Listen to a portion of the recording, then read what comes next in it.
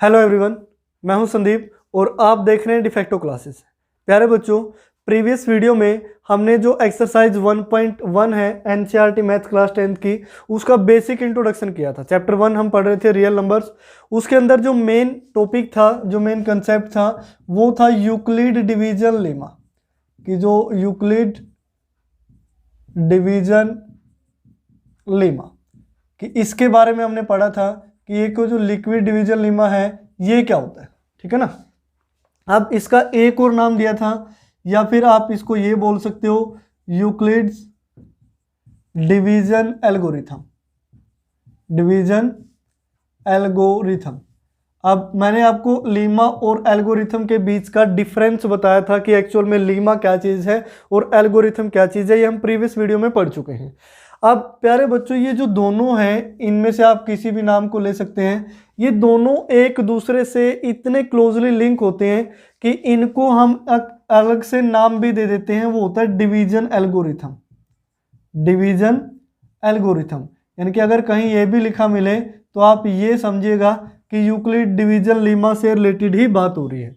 ये division algorithm हो, Euclid division algorithm हो, यूक्लिड डिवीजन लीमा हो, ये लगभग एक ही चीज़ें होती हैं, काफ़ी क्लोजली एक दूसरे से लिंक होते हैं। थोड़ा बहुत डिफरेंस होता है वो मैंने बता दिया था कि लीमा क्या है, एल्गोरिथम क्या है, इस तरीके से। तो इन चीज़ों का आप ध्यान रखें। तो ये काफ़ी बेसिक सी चीज़ें हैं जो आपको पता होनी चाहिए। तो अब हम स्टार्ट करने जा रहे हैं एक्सरसाइज 1.1।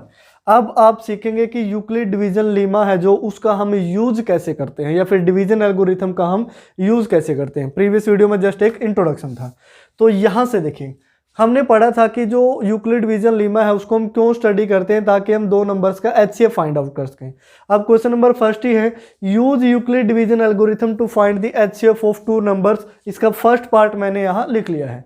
अब आपको एचसीएफ तो देखो निकालना आता ही, आप प्राइम फैक्टराइजेशन से भी निकाल सकते हो। अब यूक्लिड डिवीजन लीमा से जो एचसीएफ निकालने का तरीका क्या है, कैसे कैसे अपने स्टेप लिखने हैं, राइटिंग स्किल आपकी कैसी हो, ये सारी चीजें मैं इस एक ही पार्ट में करवाऊंगा। जो इसके सेकंड और थर्ड पार्ट है फर्स्ट क्वेश्चन के, वो आप खुद से करेंगे। तो हमें 135 और 225 का निकालना है भी एचसीएफ। क्लियर। तो जो सॉल्यूशन में आपकी फर्स्ट लाइन होगी वो क्या लिखोगे, सबसे पहले आपने ये डिसाइड करना है कि ए कौन सा है, बी कौन सा है। ठीक है ना, क्योंकि यूक्लिड डिवीजन लीमा क्या कहता था कि a is equal to B into Q plus R लिखा जा सकता है, ऐसा उसने बताया था। तो हम लिखेंगे हेयर 225 इज ग्रेटर देन 135, यानी कि इन दोनों नंबर्स में जो सबसे बड़ा है वो है 225, 135 उससे छोटा है। तो यहां से then let a is equal to, a है जो हमने बड़ा नंबर लेना है, and b is equal to 135। Clear. उसके बाद नेक्स्ट आप लिखोगे स्टेप 1 के अंदर using Euclid division lemma, using Euclid's division algorithm भी लिख सकते हो, एल्गोरिथम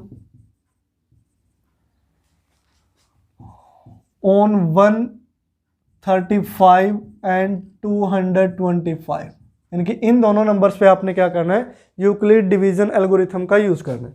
तो ये जो 225 है इसको हम क्या लिख सकते हैं, जब हम 135 से डिवाइड करेंगे ये सिर्फ एक पे जाएगा, एक से ज़्यादा पे जाएगा तो ये बड़ा हो जाएगा।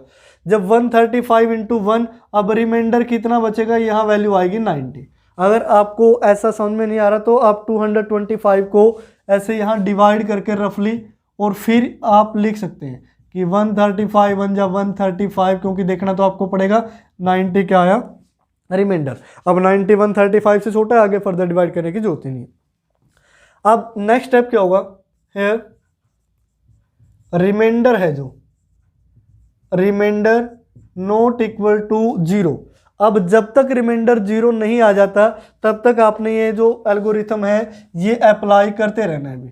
तो है remainder not equal to 0, so again applying division lemma या division algorithm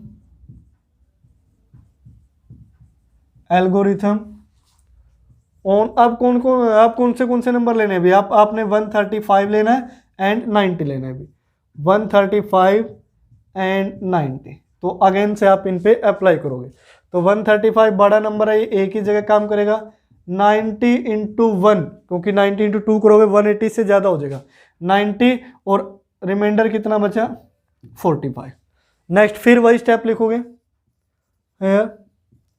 reminder not equal to 0, then again applying division lemma, या फिर अगेन अप्लाइंग डिवीजन एल्गोरिथम। यह आपने अच्छी तरीके से लिखना है भी। वैसे तो हम इसको सिंपली भी कर सकते हैं, लेकिन वही चीज़ राइटिंग स्किल के नंबर होते हैं, जितना आप इफेक्टिव लिखोगे उतने ही आपके इफेक्टिव नंबर होंगे। अब किस पे अप्लाई करना है, ऑन 90 एंड 45, ठीक है ना, इन पे। अब 90 को मैं क्या लिख सकता हूँ 45 इंटू 2 और प्लस रिमाइंडर अब कितना बचा 0, ये तो पूरा पूरा कैंसिल हो गया। अब हम लिखते हैं रिमाइंडर इज इक्वल टू 0। जब तक रिमाइंडर 0 नहीं आ जाता तब तक आपने डिवाइड करते रहना था। रिमाइंडर क्या आ गया 0, so we can say that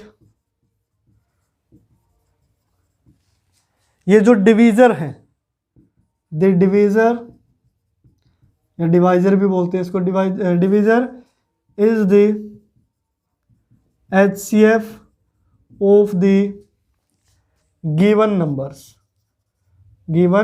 numbers. तो अब ये क्या हो जाएगा HCF, यानी कि HCF ऑफ नंबर थे 135, 225 इक्वल टू कितना आया 45। क्लियर। तो इस तरीके से प्यारे बच्चों आपने कंप्लीट नहीं लिखना है। ये यूक्लिड डिवीजन लेमा की हेल्प से आप इसको सोल्व कर रहे हो। अगर प्राइम फैक्टराइजेशन से होता तो हमें इतना कुछ लिखने की जरूरत ही नहीं थी, हम सिंपल फैक्टर बनाते और वहां से क्या निकाल लेते HCF निकाल लेते। तो इस तरीके से कंप्लीटली एक्सप्लेन करोगे कि आपने किसको दोबारा किस पे अप्लाई किया है, किस तरीके से रिमाइंडर आया है, आप आगे के जो स्टेप्स है वो क्यों लिख रहे हैं, ये सारी चीज़ें ज़रूरी हैं। तो इस तरीके से हर एक क्वेश्चन को आपने सोल्व करना है। अगर वहां लिखा आता है कि यूक्लिड डिवीजन एल्गोरिथम का यूज करके आप HCF निकालो, अगर सिंपली ये लिखा आ गया कि find the HCF of 2 numbers, तब आप प्राइम फैक्टराइजेशन जैसे जूनियर क्लासेज में करके आए हो वो भी अप्लाई कर सकते हो और ये भी अप्लाई कर सकते हो, उसमें फिर आपके पास ऑप्शन आ जाता है। तो ये था हमारा क्वेश्चन नंबर फर्स्ट। अब इसका जो सेकंड थर्ड पार्ट है वो आप खुद से इसी तरीके से करेंगे, उनमें हो सकता है स्टेप्स ज़्यादा हो। उसके बाद अब बात करते हैं क्वेश्चन नंबर सेकंड की। पहले तो सेकंड की स्टेटमेंट अच्छी तरीके से समझ लेते हैं, फिर हम इनको सोल्व करते हैं। So that any positive odd integer, अब किस टाइप का इंटीजर हो, पॉजिटिव हो साथ में ओड हो, ओड यानी कि 1, 3, 5, 7, 9, 11 सो ऑन, कुछ भी हो सकता है वो, is of the form of 6q plus 1, 6q plus 3 और 6q plus 5 where q is some integer। अब वो जो ओड इंटीजर है वो सिर्फ इन 3 फॉर्म में लिखा जा सकता है, चाहे वो कोई भी हो। ये हमें प्रूव करना है। जैसे अब अगर मैंने वो ओड इंटीजर 1 ले लिया तो मैं उसको ये लिख सकता हूं कि 6q plus 1, जहां पे q की वैल्यू क्या हो 0। अब q की वैल्यू 0 कर दिया तो 1 इक्वल टू 1 हो गया, तो इसकी फॉर्म में आ गया। अब 3 है, 3 को मैं ये लिख सकता हूँ 6q plus 3 की फॉर्म में, जहां जो q है उसकी वैल्यू क्या आई 0, तो इसकी फॉर्म में लिखा गया। और कुछ भी नंबर ले लेते हैं, 9 ले लेते हैं, 9 को भी मैं लिख सकता हूँ 6q plus 3 की फॉर्म में, यहाँ q की वैल्यू 1 होगी। अब 6 + 3 9 हो गया कि नहीं होगा। कोई भी नंबर आप ले लो, अब मान लिया आपने ले लिया 33, तो मैं लिखता हूँ 6q plus 3, जहां q की जगह 5 रख दो। इसने बोला तो है q कोई भी इंटीजर हो सकता है, तो 6 × 5 30 + 3 कितना होगा 33। यानी कि ऐसा कोई भी पॉजिटिव ओड इंटीजर नहीं है जो इन तीनों में से किसी एक फॉर्म में ना लिखा जाए। ये हमने क्या करना है, प्रूव करना है। तो ये तो सिर्फ रफली आपको समझाने के लिए था कि स्टेटमेंट में जो पूछा गया है वो क्या है और आपने किस तरीके से निकालना है। क्लियर। तो अब इसके सोल्यूशन में देखते हैं। तो मैं यहां लिख देता हूं सोल्यूशन। अब यहां से देखिए, अब पॉजिटिव ओड इंटीजर बताना है तो हम उसी को मान लेते हैं, let A be any positive odd integer. ठीक है, odd integer and b equal to 6। b को हमने क्या मान लिया 6, क्योंकि यहां देखो 6 से डिवाइड किया गया है ना, 6 क्यों 5 रिमाइंडर है, 6 क्या है डिवीजर है, q कोसेंट है, यहाँ q कोसेंट है, हर जगह 6 क्या है डिवीजर है। क्यू क्या है, कोसेंट है, यानी कि जो डिवाइड करने के बाद आया, और ये जो 135 है ये क्या है, रिमाइंडर है। तो बी की वैल्यू हमने 6 लिख ली। तो उसके बाद देन बाय डिवीजन एल्गोरिथम। अब डिवीजन एल्गोरिथम की हेल्प से हम क्या लिख सकते हैं कि ए को हम लिख सकते हैं B Q plus R, B की वैल्यू क्या है 6 into Q plus R. Clear? यहां लिख सकते हैं हम वेयर b इक्वल टू 6, यानी कि b की जगह हमने पुट किया है। तो हम लिखेंगे है जो r है वो क्या होगा, ग्रेटर देन इक्वल टू 0 हो सकता है, लेकिन लेस देन हमेशा क्या रहेगा, b, या फिर 0 greater than equal to r और b की वैल्यू क्या है 6। सो r की जो वैल्यू हो सकती है वो हो सकती है 0, 1, 2, 3, 4 और 5, यानी कि ये 5 तक जा सकता है, 6 नहीं होगा। 6 हो गया तो ये हमारा डिवीजन एल्गोरिथम गलत हो जाएगा। तो नेक्स्ट स्टेप क्या लिखोगे, अब अगर r की वैल्यू इतनी सारी हो सकती है तो a क्या हो सकता है 6q प्लस 0 भी हो सकता है, कोमा a की वैल्यू 6q प्लस 1 भी हो सकती है, a की वैल्यू 6q प्लस 2 भी हो सकती है, a की वैल्यू 6q प्लस 3 भी हो सकती है, और a की जगह हम लिख सकते हैं 6q प्लस 4, और a की जगह हम लिख सकते हैं 6q प्लस 5। ठीक है ना, ये बहुत सारी वैल्यू हो सकते हैं क्योंकि रिमाइंडर क्या है, यहाँ 0 है, या 1, 2, 3, 4, 5 यहां तक जा सकते हैं, लेकिन हमने वही वैल्यू लेनी है जिसमें रिमाइंडर 1, 3, 5 हो। लेट a की जो वैल्यू है वो 6q प्लस 1, या फिर a की वैल्यू 6q प्लस 3, या फिर जो थर्ड केस है a की वैल्यू 6q प्लस 5, क्योंकि यही गिवन था ना 6q प्लस 1, 3 और 5। अब इनको हमें प्रूव करना है कि ये हर केस में ओड ही होंगे। क्लियर? तो हम इस a को एज इट इज रखते हैं। क्लियर? अब यहां पे इसको क्या लिखते हैं, 6q प्लस 1 है, इसको मैं ये लिख सकता हूं 2 इंटू में 3q और प्लस में 1, इस तरीके से हम लिख सकते हैं। क्लियर? उसके बाद इसको हम लिख सकते हैं a इक्वल टू, यहां से हम 2 अगर कॉमन लें तो यहां से क्या बचेगा 3q और प्लस 3।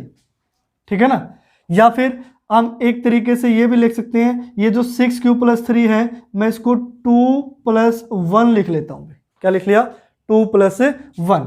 अब 2 प्लस 1 लिखा है तो पहले दो में 2 कॉमन आया, तो यहां से वैल्यू क्या आई 3q प्लस 1 और प्लस में क्या हो गया 1। उसके बाद नेक्स्ट स्टेप, अब जैसे ये 5 है, 5 को मैं क्या लिख सकता हूं 4 प्लस 1, 4 प्लस 1। तो यहां से a इक्वल टू, स्टार्टिंग में से 2 कॉमन आया तो 2 इक्वल टू ये 2 इंटू 3q प्लस 2 और लास्ट में प्लस का 1 क्या रह गया एज इट इज। अब यहां से देखिए जो q है वो क्या है कि इंटीजर है, तो मैं यहां लिख देता हूं if q is any integer, q is any integer then 3q, 3q plus 1, 3q plus 2 is, ये जो सारे के सारे हैं, और ऑल्सो ए इंटीजर। तो ये भी सारे क्या होंगे इंटीजर। अब q की वैल्यू आप कुछ भी सपोज करके देखिए, इंटीजर मान लिया 3 रख लिया, तो 3 इंटू 3 9, 3 इंटू 3 9 प्लस 1 10 और ये 11, तो सारे के सारे क्या होंगे इंटीजर। अगर q इंटीजर है तो सारी वैल्यू भी क्या होगी इंटीजर होगी। क्लियर? तो हम मान लेते हैं लेट 3q को हमने क्या मान लिया k1 मान लिया, where k1 is an integer, जहां पे k1 क्या है इंटीजर है, और 3q प्लस 1 को हमने k2 मान लिया, जहां पे क्या है k2 भी एक इंटीजर है, 3q प्लस 2 को k3 मान लिया, ये भी क्या है कि इंटीजर है। तो ये लाइन आप लिख दोगे। अब अगर 3q को आपने k1 माना है तो a को हम क्या लिख सकते हैं, then a equal to 2k plus 1, या फिर a की जगह दूसरी जगह यहाँ इसको क्या माना है k2, तो इसको लिख सकते हैं 2k2 प्लस 1, या फिर तीसरी क्या है a equal to 2k3 plus 1। Clear?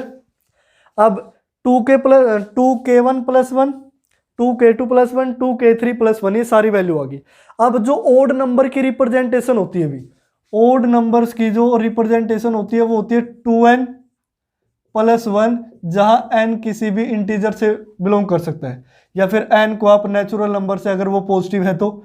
और जो इवन नंबर होते हैं उनकी रिप्रेजेंटेशन होती है 2n से, जहां n किसी भी नेचुरल नंबर से बिलोंग कर सकता है। 2n का मीनिंग क्या हो गया कि n की जगह 1 रखोगे 2 आएगा, 2 रखोगे 4 आएगा, 3 रखोगे 6 आएगा, यानी कि वो 2 का मल्टीपल होता रहेगा हर बार। क्या आएगा? इवन।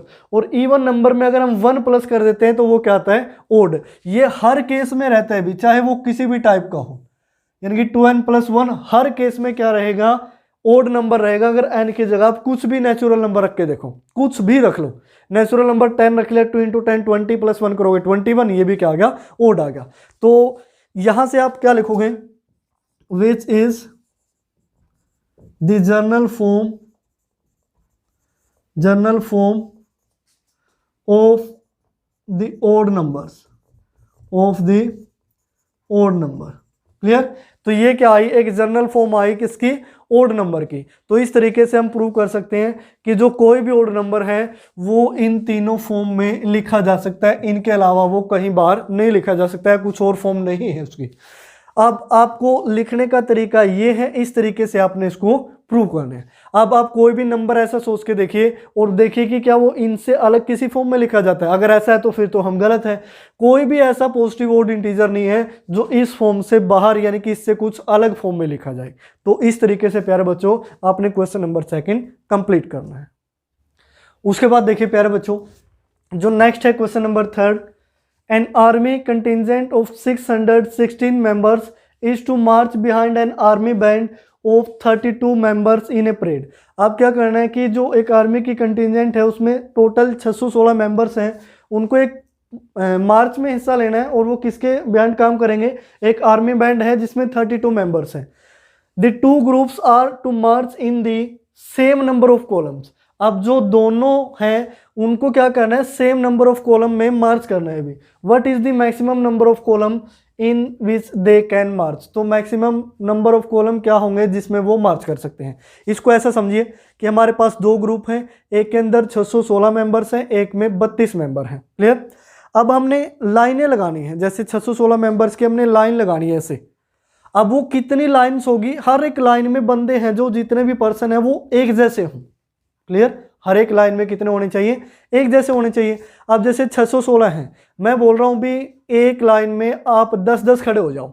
जब 10-10 खड़े होंगे तो 610 तो खड़े हो जाएंगे, एक लाइन में 6 बच जाएंगे, वो गलत होगा।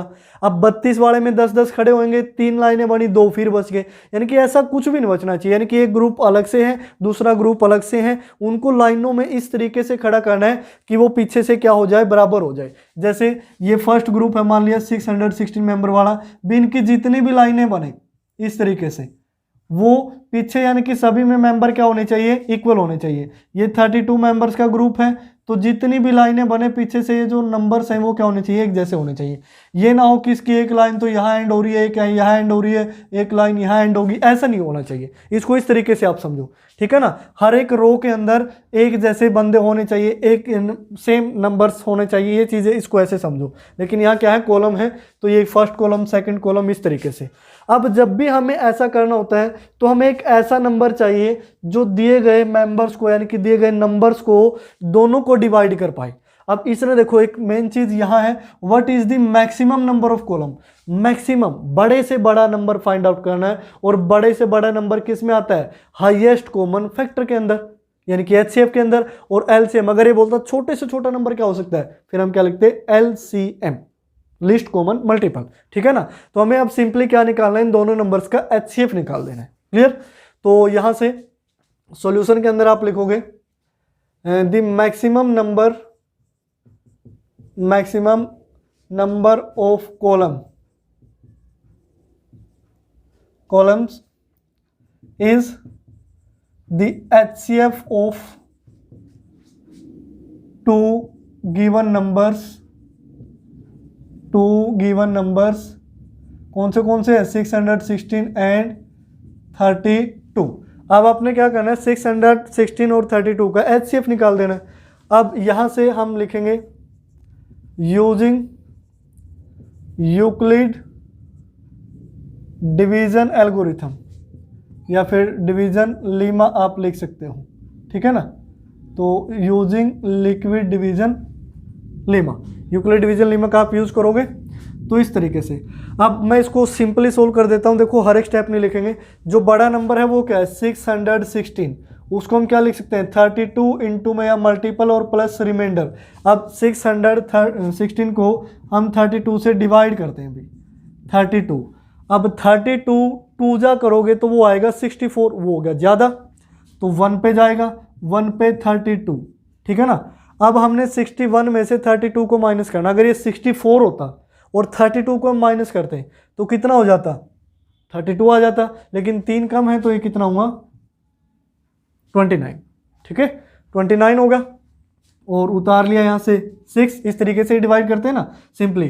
तो अब देखो ये 3 है, ये 29 है, इसको ऐसे समझो।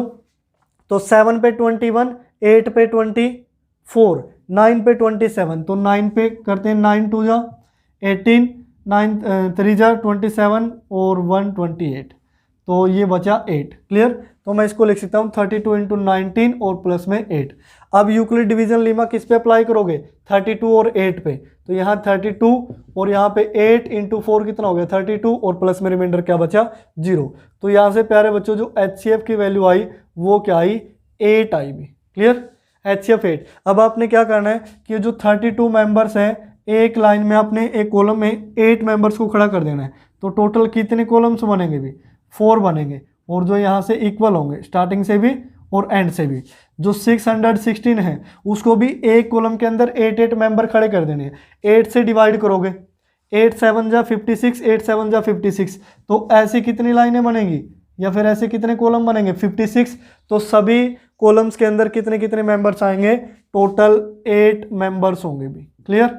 तो इस तरीके से बस आपने ये निकालना था, HCF निकाल देना था। अब मेन मुद्दा है आपको इसका लिखने का स्टाइल पता होना चाहिए, ये सिर्फ मैंने आपको समझाया है। उसके बाद नेक्स्ट क्वेश्चन पे आते हैं। ये क्वेश्चन नंबर 2 के जैसा है कुछ।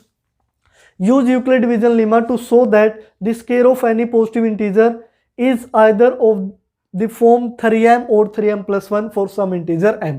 अब किसी भी पॉजिटिव नंबर का आप स्क्वायर ले लीजिए तो वो इन दो ही फॉर्म में मिलेगा। जैसे मैं पहले बोल रहा हूँ भी 1 का स्क्वायर ले लेते हैं, इसको रफ कर देते हैं ना ये डिवाइड वगैरह को। तो अगर मैंने 1 का स्क्वायर लिया तो 1 का स्क्वायर होता है 1। 1 को मैं ये लिख सकता हूँ 3m + 1 जहाँ m की वैल्यू क्या है 0, ठीक है। अब 2 का स्क्वायर हमने लिया 4, 4 को मैं लिख सकता हूँ 3m + 1 जहाँ m की वैल्यू 1 हो सकती है। 3 का स्क्वायर लिया 9, तो 9 को लिख सकता हूँ मैं 3m की फॉर्म में जहाँ m की वैल्यू क्या हो सकती है 3, m = 3। क्लियर। 4 का स्क्वायर हमने लिया 16, तो इसको मैं क्या लिख सकता हूँ 3 × 5 15 + 1, यानी कि कौन सी फॉर्म में आ गया 3m + 1 की फॉर्म में। यानी कि ऐसा कोई भी नंबर नहीं है जिसका स्क्वायर 3m या फिर 3m + 1 की फॉर्म में ना लिखा जाए। क्लियर। तो हम उन नंबर्स को मान लेते हैं। Let a be any positive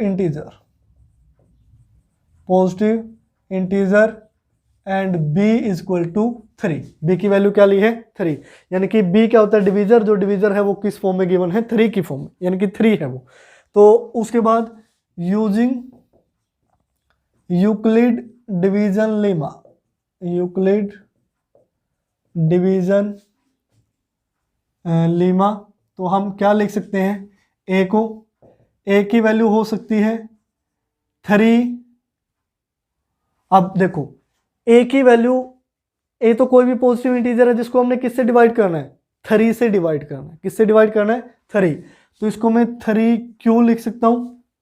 अब बात आती है रिमाइंडर की। रिमाइंडर क्या हो सकता है जब हम 3 से डिवाइड कर रहे हैं तो यहां जो r की वैल्यू होगी वो क्या आएगी 0 1 2 आएगी, क्योंकि जो रिमाइंडर है वो ना तो 3 हो सकता ना 3 से बड़ा हो सकता। इसका रीजन क्या है कि r is always less than b। ये एक लाइन मैंने बीच में नहीं लिखी तो आप लिख देना। तो a की वैल्यू हो सकता है 3q यानी कि रिमाइंडर 0 रहा हो सकता है a की वैल्यू 3q + 1 यानी कि रिमाइंडर 1 रहा हो सकता है a की वैल्यू 3q + 2 यानी कि रिमाइंडर 2 रहा हो। अब हमें क्या करना है स्क्वायर करना है, किसी नंबर का स्क्वायर चाहिए, वो a नंबर नहीं चाहिए।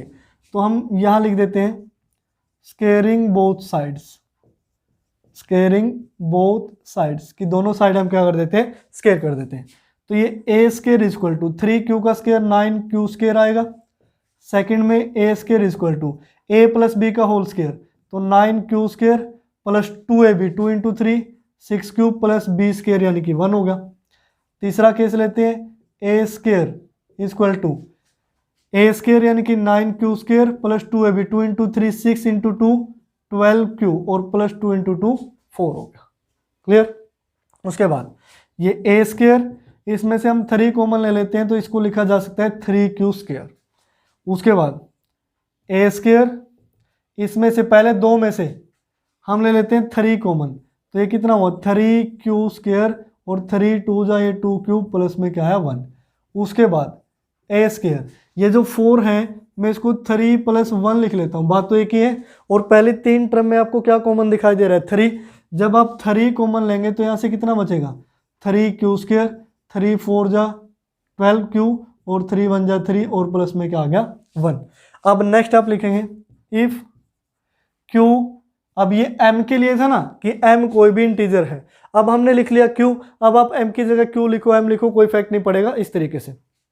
और q को हमने क्या लिया है, कोई भी इंटीजर लिया है, तो हम यहाँ एक लाइन में लिख देना कि where q is any integer, ठीक है ना, ये डिफाइन कर देना आप कि q क्या है, इंटीजर है कोई भी।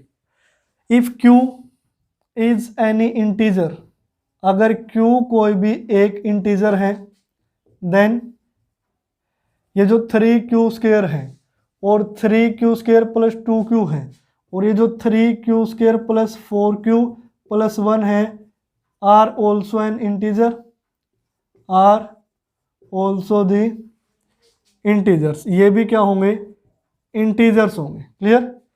देन वी कैन राइट, हम क्या लिख सकते हैं कि a square is equal to 3m1 लिख लिया, वेयर m1 की वैल्यू क्या है 3q square. Clear.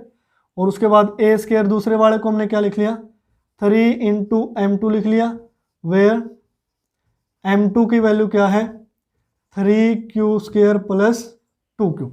Next third A square is equal to 3m2 plus 1 लिखना था, 3m3 प्लस 1, और ये जो m3 की वैल्यू है वो क्या है, where m3 is equal to 3q square plus 4q plus 1। और ये सारे के सारे ये तीनों ये क्या हैं इंटीजर्स हैं। क्लियर। तो किसी भी नंबर के स्क्वायर को हमने किस फॉर्म में लिख दिया 3m या फिर 3m प्लस 1 की फॉर्म। क्लियर। तो लास्ट में एक लाइन और लिख देने, hence the square of each positive integer can be written as of the form of 3m और 3m plus 1 for some integer m। तो किसी भी इंटीजर m के लिए हम इनके स्क्वायर को किस फॉर्म में लिख सकते हैं 3m या फिर 3m प्लस 1। अब आप सोच के देखिए, किसी भी नंबर का स्क्वायर ले लीजिए और उनको देखिए क्या वो 3m और 3m प्लस 1 की फॉर्म में लिखा जा सकता है। अगर ऐसा नहीं है तो ये सारा गलत हो गया, लेकिन आपको ऐसा ही मिलेगा। हर एक नंबर चाहे कोई भी हो, पॉजिटिव इंटीजर कोई भी हो, स्क्वायर करोगे तो वो इन्हीं दो फॉर्म में लिखा जाएगा, लेकिन होना चाहिए इंटीजर। कहीं 1/2 1/3 का स्क्वायर करने लगो वो एक अलग चीज़ हो जाएगी। तो इस तरीके से आप क्वेश्चन नंबर 4 को कंप्लीट करेंगे। उसके बाद देखिए प्यारे बच्चों, इस एक्सरसाइज का लास्ट क्वेश्चन रहता है क्वेश्चन नंबर 5। ये भी 4 की तरीके का है, वहाँ स्क्वायर था, यहाँ क्यूब है, बस और कुछ चेंज नहीं है। Use Euclid division lemma to show that the cube of any positive integer is of the form of 9m 9m plus 1 और 9m प्लस 8। वहाँ हम स्क्वायर के लिए बता रहे थे, यहाँ क्यूब के लिए भी किसी भी नंबर का क्यूब इस फॉर्म में लिखा जा सकता है। ये 3 फॉर्म गिवन है। जैसे मान लिया मैंने 1 का क्यूब 1 लिखा, इसको मैं क्या लिख सकता हूँ 9m प्लस 1, यानी कि इसको मैं 9 इंटू 0 प्लस 1 लिख सकता हूँ। 2 का क्यूब लिखा हमने 8, इसको मैं क्या लिख सकता हूँ 9 इंटू 0 प्लस 8, यानी कि ये कौन सी फॉर्म थी 9m प्लस 1, ये है 9m प्लस 8 फॉर्म। 3 का क्यूब लिखा भी 27, तो इसको मैं लिख सकता हूँ 9 इंटू 3 प्लस 0, यानी कि ये कौन सी फॉर्म होगी 9m वाली फॉर्म होगी। किसी भी नंबर का क्यूब ले लो इन 3 फॉर्म में से एक में, तो वो पक्का लिखा ही जाएगा भी। क्लियर। तो ये चीज़ें हमें प्रूव करनी है। तो इसके लिए भी हम सॉल्यूशन में लिखते हैं let A be any positive integer, A be any positive integer and B is equal to 3। अब आपको ऐसा लग रहा होगा सर अगर यहाँ से बी देखें आपने 9 लेना चाहिए था, आप 9 भी ले सकते हो, उससे भी गलत नहीं होगा। हमने ले लिया 3 क्योंकि 3 का स्क्वायर करेंगे तो वो 9 में तो अपने आप ही आ जाएगा 3, 9 फिर 27, उसमें से हम कॉमन लेके दोबारा इसी फॉर्म में बना देंगे। तो अब यहाँ लिखेंगे यूजिंग यूक्लिड डिवीजन लेमा। अब हम क्या करते हैं, यूक्लिड डिवीजन लेमा का यूज करते हैं। अब यूक्लिड डिवीजन लेमा का यूज करने से पहले हम क्या लिखते हैं, here b is equal to 3। So जो r की वैल्यू है वो क्या हो सकती है, 0, 1, 2। बिकॉज अब ये ऐसा क्यों लिखा, r ऑलवेज लेस देन क्या होगा, b होगा, और ग्रेटर देन किससे होगा, ग्रेटर देन इक्वल टू 0 होगा। उसके बाद देन a को हम क्या लिख सकते हैं, हो सकता है कि वो 3 Q की फॉर्म में हो और रिमाइंडर क्या हो, 0 हो। या फिर दूसरा केस हो सकता है a is equal to 3Q plus 1 की फॉर्म में हो सकता है तीसरा केस कि a is equal to 3Q plus 2 की फॉर्म में हो, क्योंकि 3 ही रिमाइंडर है ना, 0, 1, 2 सिंपली, क्योंकि b की वैल्यू हमने 3 ली, इससे बड़ा रिमाइंडर तो आ ही नहीं सकता। अगर b की वैल्यू आप 9 लेते तो आपके देखो 0 से लेके 8 तक केस बनते, सभी का क्यूब करना पड़ता आपको। तो इस वजह से थोड़ा शॉर्ट में करने के लिए हमने b की वैल्यू क्या ली, 3 ली। तो अब यहां से देखिए cubing both sides, cubing both sides in each case, हर एक केस में हम क्या कर देते हैं, क्यूब कर देते हैं।